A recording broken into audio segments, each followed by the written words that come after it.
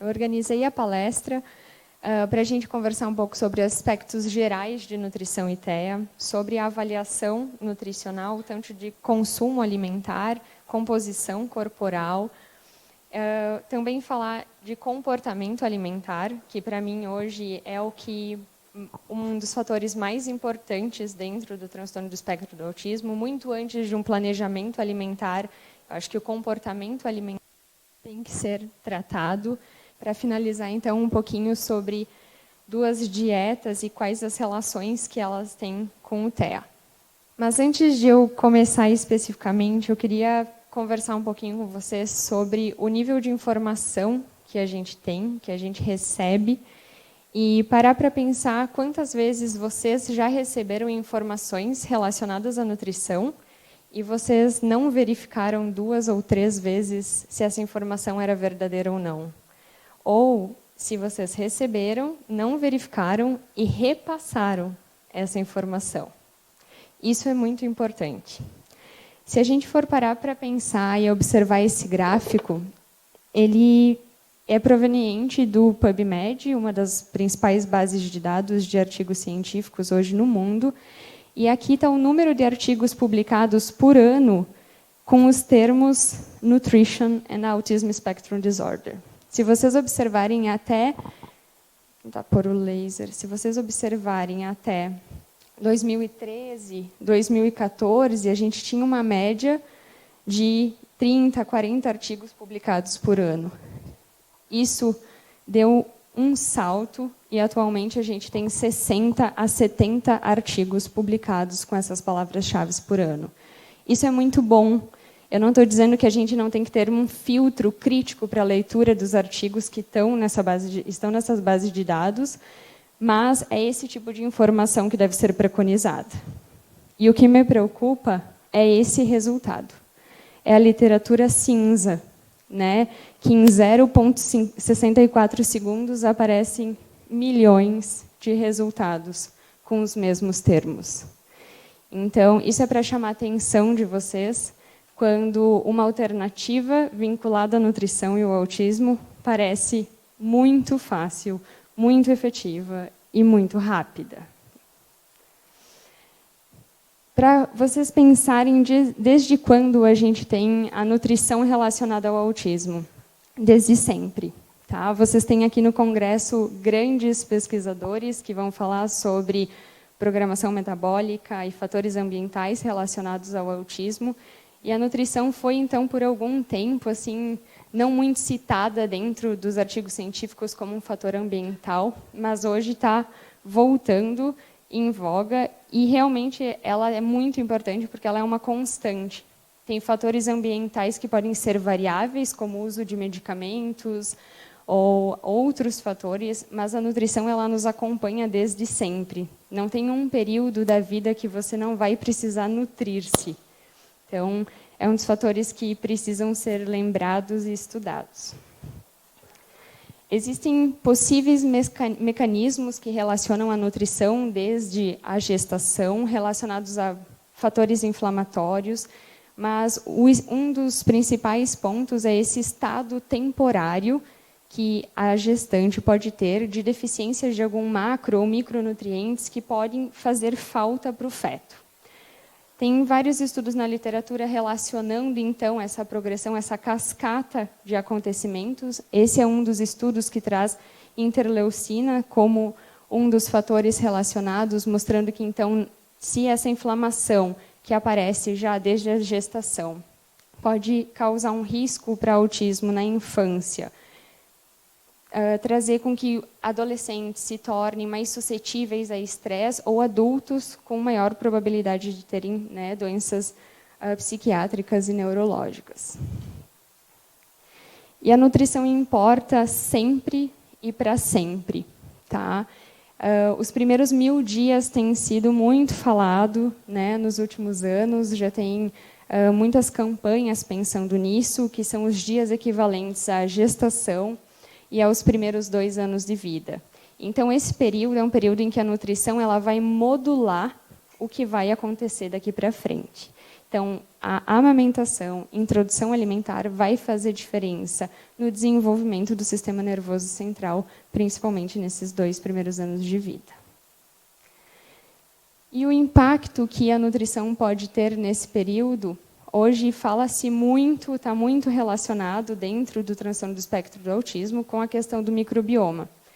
Que então é essa modulação que a gente tem, né? O microbioma é um conjunto de vários organismos que compõem, né, o nosso organismo e vem sendo muito estudado. É muito difícil de ser estudado porque ele é muito variável, depende de onde você mora, o que você come, que medicamentos você utiliza, mas existe sim essa relação com o transtorno do espectro do autismo.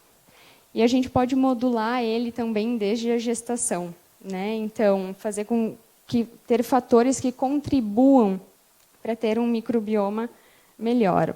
Então, desde o tipo de parto, até o acompanhamento pré-natal, ou o fator de amamentar ou não amamentar. E, a partir do primeiro ano de vida, então, a criança começa a ter um microbioma semelhante ao que ela pode ter na vida adulta. E essa conexão entre cérebro e intestino já é um fato no transtorno do espectro do autismo. Então, o cérebro e o intestino, eles caminham de forma bidirecional. Eles estão ligados e muitos estudos têm relacionado essa bidireção aí entre essa conexão. Alguns estudos falam que no intestino a gente tem um segundo cérebro e eles mostram que os pacientes saudáveis conseguem manter essa microbiota de uma forma mais regulada.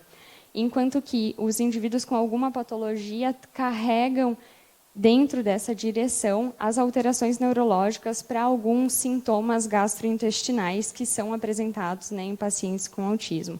Essas alterações gastrointestinais poderiam ter como consequência intolerâncias, alergias e sintomas gastrointestinais que os pacientes apresentam.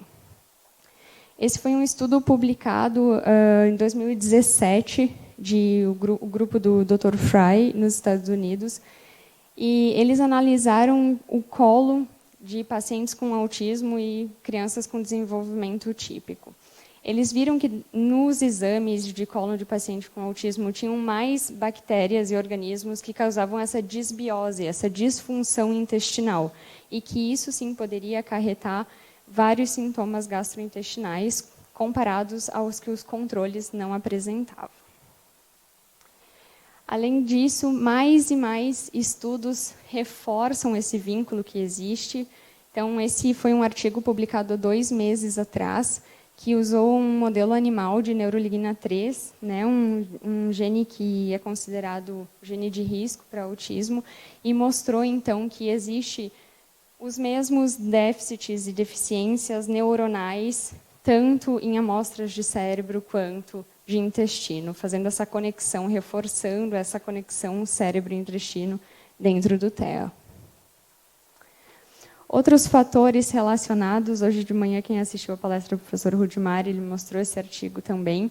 Essa foi uma revisão sistemática que a gente realizou, porque a literatura cinza, em 2011 para 2012, divulgou algumas notícias de que o ácido fólico teria uma relação de aumento de prevalência com TEA. E aconteceu como aconteceu com as vacinas, como aconteceu com outras coisas que já estavam totalmente comprovadas, que ajudam, previnem, auxiliam, e não tem o porquê mulheres em idade fértil ou gestantes não fazer suplementação de ácido fólico. Então, a literatura cinza, às vezes, ela não ajuda, ela atrapalha. Então, a gente conseguiu, com essa revisão, reforçar a literatura científica e mostrar que não existe relação nenhuma da suplementação de ácido fólico com a prevalência aumentada de TEA, pelo contrário, e que sim previne problemas tubo neural, por exemplo. Além disso, depois da nossa revisão, outros artigos vêm para confirmar, né, 2019, falando que não existe, então, o porquê deixar de fazer essa suplementação. O ácido fólico vai ser importantíssimo para o desenvolvimento do sistema nervoso central, principalmente nos 3 primeiros meses de gestação. e outros também estudos que foram um pouquinho adiante, mostrando uma redução da prevalência de autismo. Outro micronutriente muito em voga é o ômega 3 e o ômega 6, que também está relacionado com o desenvolvimento do sistema nervoso central. E esse estudo foi um dos estudos que mostrou, então, níveis adequados, né, para as mães durante a gestação, com uma relação benéfica para o desenvolvimento do feto. Mas, além disso, a relação de ter os níveis adequados e ter uma vida saudável, que foi mais benéfico ainda. Então, o que a doutora Vera disse, cuidem-se, faz muita diferença desde sempre. E pensando um pouquinho assim sobre a avaliação, deixando essa parte pré-natal e entrando mais nessa parte pós-natal de avaliação nutricional, a ideia aqui não é ensinar vocês como avaliar nutricionalmente os pacientes, mas sim fazer com que vocês estejam presentes nessa avaliação e nesse processo, né, de nutrição dos filhos de vocês. Então, sempre lembrar que a faixa etária vai ser muito importante, todas as avaliações nutricionais vão depender de que faixa etária a criança está. Se essa criança tem um desenvolvimento neuropsicomotor, em que fase ele está, se ela consegue comer em determinada textura A, B ou C, qual vai ser o processo de evolução para essa textura evoluir, né? Quais são os profissionais envolvidos e características da doença neurológica podem estar envolvidas para essa avaliação, se tem alguma complicação clínica, infecciosa e os comportamentos alimentares, que eu vou falar um pouquinho mais. Além disso, sempre vai ser trabalhado de forma multiprofissional. Tá? Os tratamentos são individualizados, a gente sempre tem um paciente para tratar, nenhum paciente é igual ao outro paciente, mas a equipe multiprofissional vai fazer muita diferença. Isso é muito importante. Tá? Um dos maiores exemplos que eu acho que funciona muito bem, pelo menos no Hospital de Clínicas de Porto Alegre, que foi onde eu estava, não nos últimos 2 anos, mas anteriormente, é a discussão de entrada de medicamentos com a equipe médica, né? Então, a prescrição de medicamentos, que é exclusivamente dos médicos, mas discutido com a equipe, principalmente para medicamentos que têm alterações comprovadas no Centro de Saciedade da Fome. Então, será que esse paciente ele está com um peso adequado para colocar um medicamento que vai alterar o apetite dele? Será que essa família está preparada para esse momento? Então, isso pode ser conversado com a equipe, discutido antes de ter uma troca ou uma retirada gradual ou não de medicamento. Outro fator de avaliação nutricional que a gente conseguiu estudar, até onde a gente tem conhecimento, esse foi o primeiro artigo publicado que foi realizado bioimpedância elétrica nos pacientes com autismo, que é um instrumento que avalia não apenas o peso, mas massa magra, massa gorda, quantidade de água, peso ósseo dos pacientes, ou seja, é muito mais preciso, e a gente precisa prezar por isso. Então, às vezes, só o peso não vai me dizer muita coisa, eu quero saber além disso nos meus pacientes. Um dos fatores que a gente teve como principal ponto nesse estudo foi o ângulo de fase, que é uma variável que está sendo cada vez mais estudada e usada como variável de prognóstico de evolução dos pacientes, porque ela nos diz quanto à inflamação.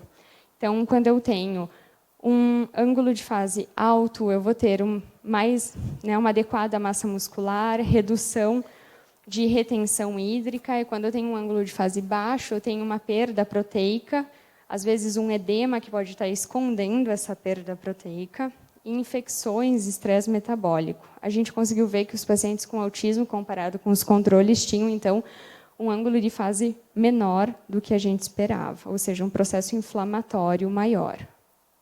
Além disso, uma circunferência da cintura aumentada, o que me preocupa a longo prazo, né? Circunferência da cintura aumentada é considerado risco para doenças crônicas, doenças cardiovasculares, que vai percorrer da infância, adolescência e vida adulta, muitas vezes. Mas também chamou muito a atenção que só 8,8% dos pacientes tinham peso adequado. Então, a avaliação nutricional e a intervenção precoce fazem muita diferença.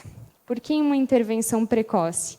A gente sabe que quando a gente intervém de maneira precoce, seja para um processo inflamatório, seja para as terapias, a gente tem resultados consistentes. A gente aproveita essa janela de oportunidade e a gente faz com que as capacidades funcionais sejam alavancadas para frente e sejam consistentes. Além disso, a gente estudou o consumo alimentar desses pacientes. Esse artigo foi parte da minha dissertação de mestrado, e a gente queria avaliar não apenas a quantidade, mas a qualidade do que os pacientes estavam comendo. Então, a gente pôde ver que os pacientes com TEA consumiam mais calorias, mais carboidratos também, então alimentos mais palatáveis, e tinha uma inadequação de ômega 3. Além disso, quando a gente avaliou eles individualmente, tinham 13 controles que consumiam carboidratos a mais, mas tinham 25 de 49 pacientes que consumiam carboidratos a mais. Então, eu paro para pensar e eu faço uma autocrítica ao meu artigo, que eu acho que é importante também para a gente pensar se os nossos controles, as nossas crianças saudáveis com desenvolvimento típico, estão comendo adequadamente. Será que todos estão comendo adequadamente? Então, isso é uma autocrítica que eu mesmo faço ao meu estudo, importante de ser discutida, na minha opinião. Além disso, a gente pode observar, então, alto consumo de sódio, que foi comprovado pelo alto consumo de produtos industrializados, mais produtos industrializados, altos teores de sódio, crianças que consumiam, às vezes, em todas as refeições, pelo menos um produto industrializado. E um comportamento linear. Geralmente, a gente, final de semana, come em algum lugar diferente, come na casa da avó, da mãe, e troca um pouco a alimentação. Mas os pacientes mantiveram um comportamento linear, mesmo durante o final de semana. Então, isso também corrobora para que eles tenham, talvez, esse consumo não variado, consumir sempre os mesmos macro e micronutrientes e agravar possíveis deficiências. Aqui são outros artigos da literatura que também mostraram, né, menor consumo de frutas e verduras, baixo consumo de sódio, vitaminas do complexo B. E outros estudos também que mostraram alta prevalência de problemas alimentares, menor consumo de vitaminas do complexo B também. E, como eu disse para vocês, equipe multiprofissional é muito importante, tratamento individualizado é muito importante, mas tem mais um fator que, para mim, é crucial. Alguém se arrisca? A família. Tá? A família é ponte de exemplo, aprendizado e apoio. São vocês que coordenam isso. E isso é muito importante. Tá? Eu acho que vocês precisam encontrar uma equipe engajada, mas vocês estão lá, dia a dia. Eu sempre digo que os meus ouvidos, eles são antenas para os que os pais falam, porque vocês estão tempo com os pacientes. Isso é muito importante. Quando vocês pensarem em hábito alimentar, lembrem que vocês demoraram 30, 40, 50 anos para ser o que vocês são hoje. E quando vocês tentam trocar algum hábito de vocês, isso é muito difícil. Não é fácil a gente deixar de ter o hábito, a rotina, sair da zona de conforto. Então, educar é muito mais fácil que reeducar. Aproveitem a oportunidade para criar uma boa relação da comida para o filho de vocês. Pensem em que relação eu estou criando para o meu filho com a comida. Isso é muito importante. Isso vai permanecer para sempre.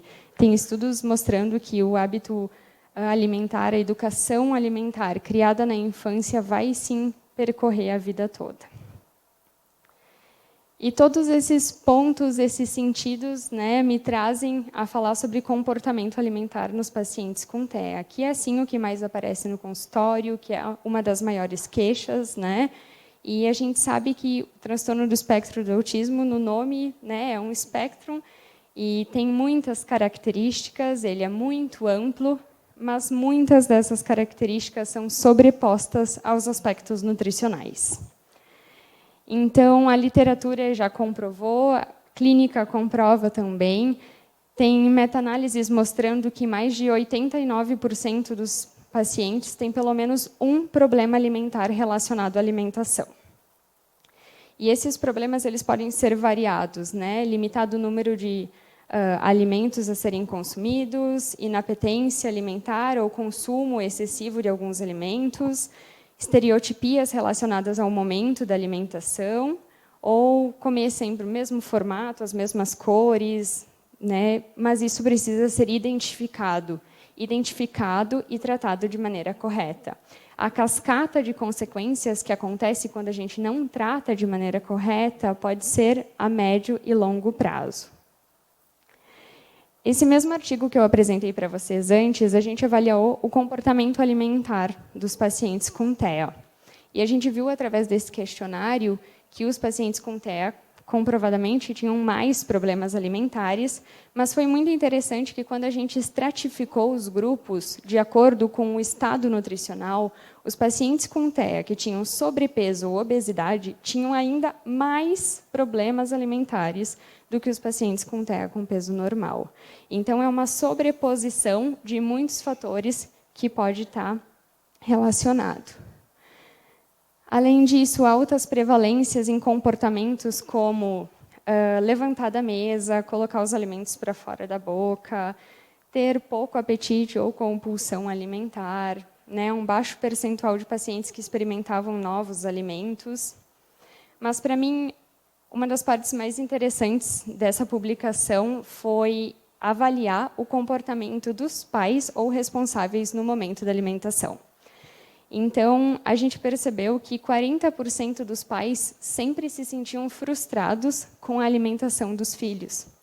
Mas, quando eu perguntava para esses pais de maneira informal, quantos deles procuraram uma ajuda nutricional ou de um profissional de nutrição, só 7,2% deles tinham procurado ajuda. Então, isso também é muito importante, procurar ajuda para tentar melhorar e, de alguma maneira, consertar, né, esse comportamento geral, né, que não é só relacionado à alimentação, comportamento alimentar que vem de um comportamento geral do TEA. Então, além disso, 49% dos responsáveis ofereciam a segunda opção. O que é a segunda opção? A criança não queria ou não aceitava comer o que estava sendo servido no momento do almoço, da refeição com a família, e os pais ofereciam uma segunda opção. Se essa segunda opção fosse equivalente à primeira, seria tudo bem. Mas, geralmente, a segunda opção ela é mais calórica e menos nutritiva. E é aí que entra a questão. Se você tem um planejamento de que naquele momento é o almoço da criança, você não pode trocar o almoço dela por um salgadinho, ou uma bolacha, ou alguma coisa que simplesmente faça ela colocar para dentro e não ter nenhum acréscimo nutricional. Então, os alimentos precisam ser equivalentes, as trocas precisam ser equivalentes nas quantidades nutricionais.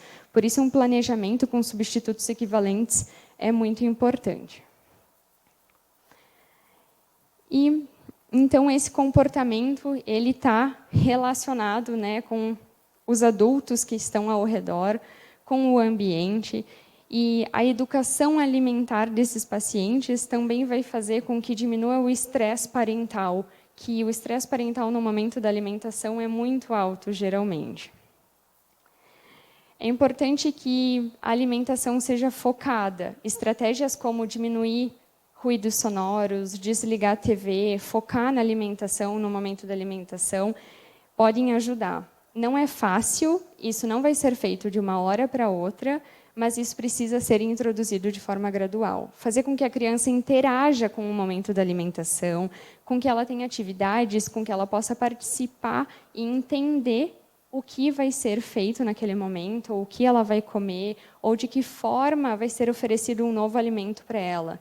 Isso é um processo gradual, né? Não é como a gente simplesmente experimentar um novo alimento. É um processo, às vezes, tátil, olfativo, visual, que precisa ser um processo gradual. E nós sabemos que os nossos pacientes precisam de rotina. Então, quantos de vocês têm uma rotina muito boa para os filhos, mas vocês acabam esquecendo de incluir a alimentação dentro dessa rotina?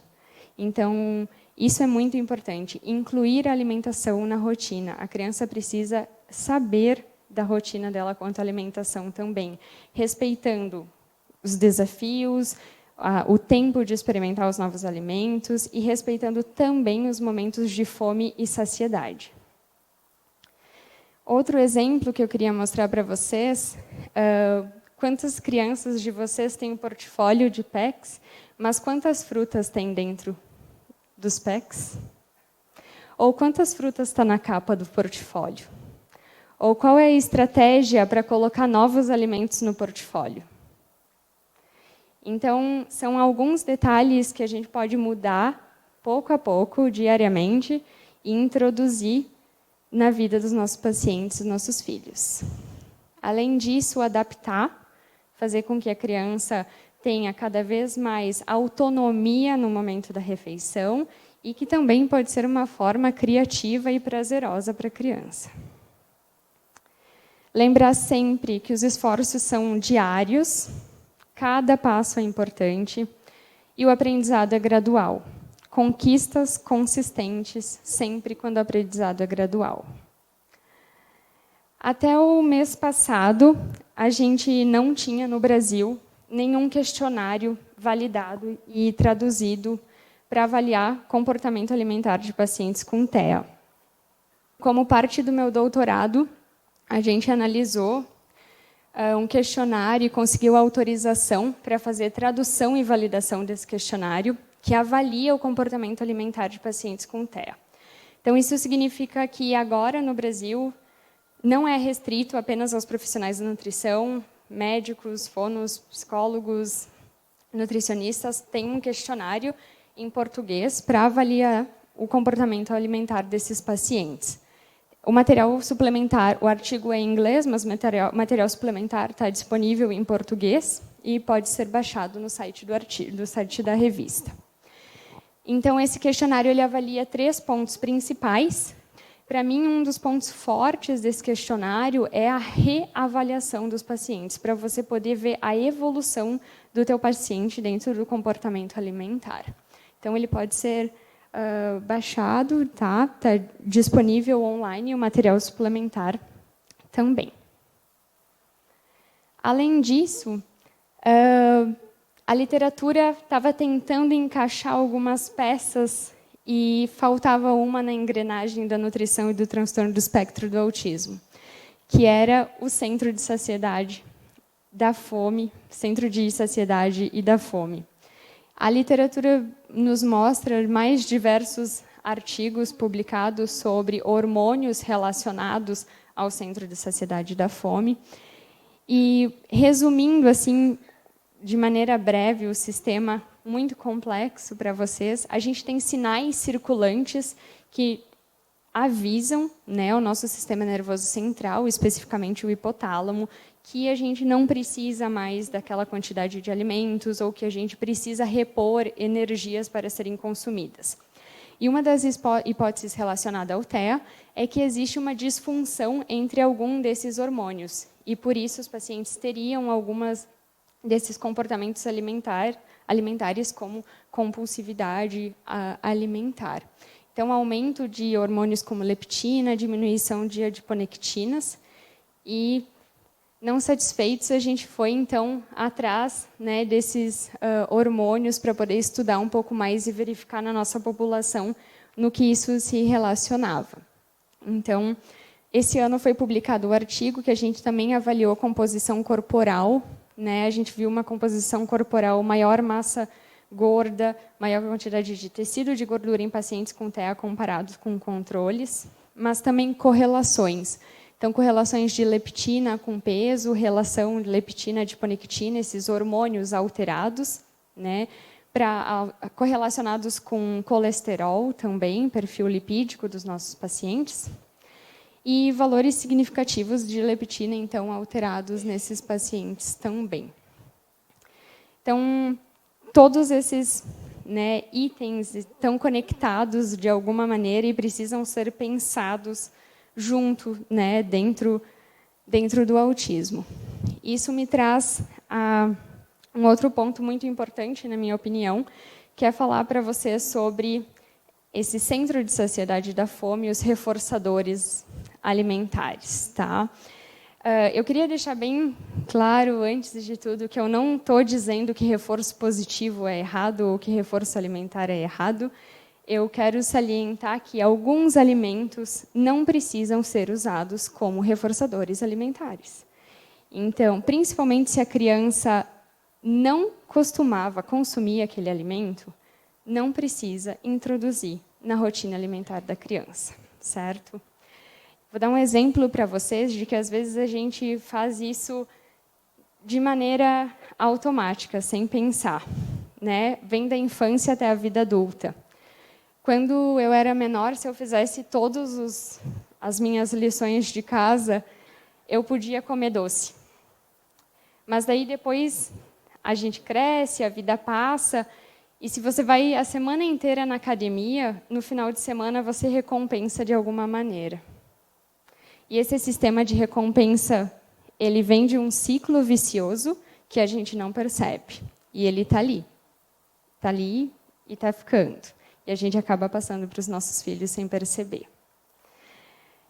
Pensem que a gente sempre recebe um estímulo, e esse estímulo vem de uma maneira que a gente quer ter um comer emocional, tem uma recompensa transitória. E essa recompensa é só transitória. Mas se a gente cortar esse comer emocional e colocar uma atividade, uma brincadeira, ou se a gente trazer esse reforço com um passeio em família, essa recompensa não vai mais ser transitória, essa recompensa vai ser permanente. Essa recompensa vai ter memórias afetivas, vai ter hormônios fazendo com que essa criança tenha uma saciedade muito mais satisfatória e a longo prazo. E todos os sistemas precisam estar relacionados para que isso aconteça. Então, o sistema de recompensa ele é em vários níveis, tanto individual, familiar, um sistema, como a gente pode pensar no terceiro nível, né, de clínica, escola, né, terapeutas, e um sistema maior que envolve, então, toda a sociedade de forma geral. Para começar a falar a última parte da minha apresentação, eu quero deixar com vocês aqui algumas frases que eu já ouvi em consultório. Eu vou começar dizendo que não existe dieta para tratar o autismo. Não existe prevenir o autismo através de dietas e não existe cura do autismo por dietas. Se a gente pensar de uma maneira bem prática,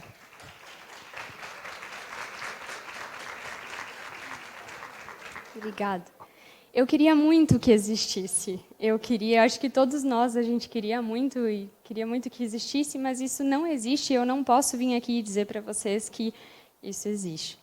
Se a gente pensar de maneira bem prática, a gente não tem um padrão de paciente, a gente não tem um padrão de tratamento para os nossos pacientes e não existe um padrão de dieta. Isso não vai acontecer de maneira simples assim.